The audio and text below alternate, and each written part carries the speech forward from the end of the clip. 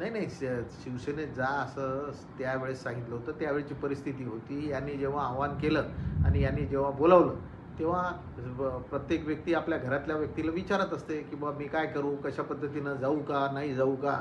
असा प्रश्न मी विचारला. तेव्हा त्यांनी सांगितलं, की शेवटी आईने सांगितलं, की "बा तू निर्णय घे आणि निर्णय घेत असताना गेला तरी काही हरकत नाही." म्हणून तो निर्णय झाला. याच्यामध्ये शपथ आणि वगैरे हे याचा काही प्रश्न नाही. ते आता काहीतरी चुकीचं कोणा लोकांना प्लीडिंग करत असेल ते आता भावनिक करण्याचं त्यांचं ते सुरू आहे.